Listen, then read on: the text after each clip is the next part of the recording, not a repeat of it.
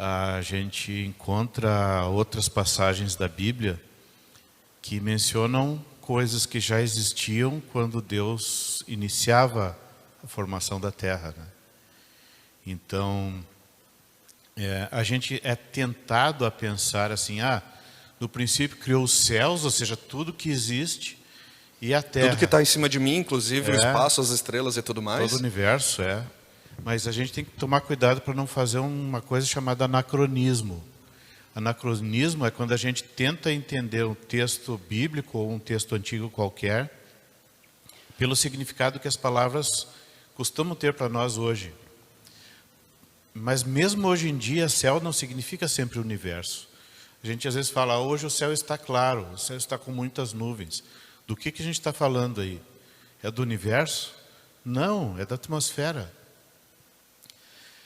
E como é que a gente vai saber qual era o significado da palavra céu ali em Gênesis? Aí justamente lendo o resto a do continuação, capítulo. né? Uma coisa interessante também. Qual a implicação da existência de água? O Espírito parava sobre as águas, então as águas estavam em estado líquido. Qual a implicação da existência de água líquida antes da menção do primeiro dia? Só um detalhe sobre a questão dessa informe vazia, né? Tohu, bohu ali. Na verdade, a expressão em hebraico dá a ideia de um lugar deserto e não habitado. Um lugar não habitável, na verdade. É como se fosse Marte hoje. Isso. É como se fosse Marte. Deus passa a criar a Terra a partir de Marte. Exatamente. Então, as palavras ali, por exemplo, tohu, né? O que significa? Dá a ideia de um lugar vazio, um lugar que não tem nada, um lugar que está sendo tipo assim um deserto mesmo, né? Isso. Só ali... que a questão é que é um deserto de água, né? Sim, sim. Que a Bíblia nos dá essa ideia. Não é habitado, né? Isso, deserto no sentido de inabitável.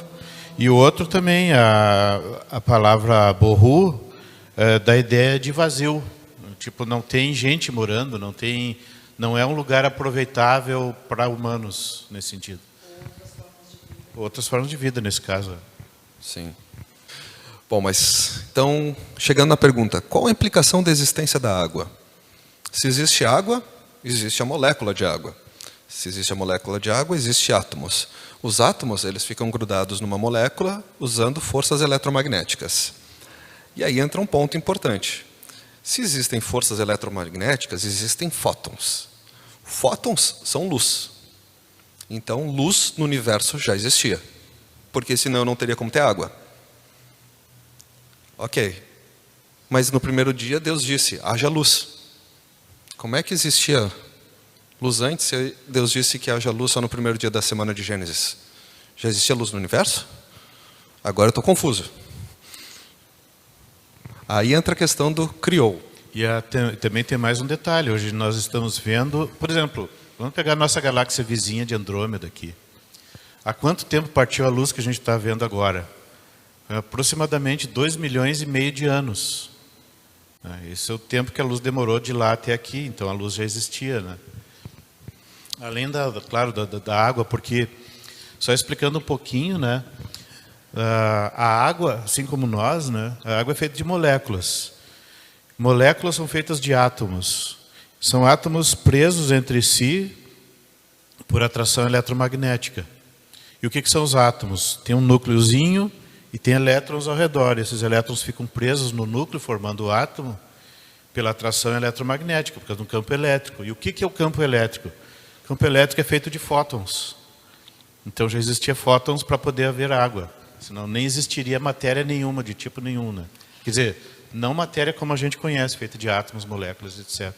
Então já tinha que haver átomos.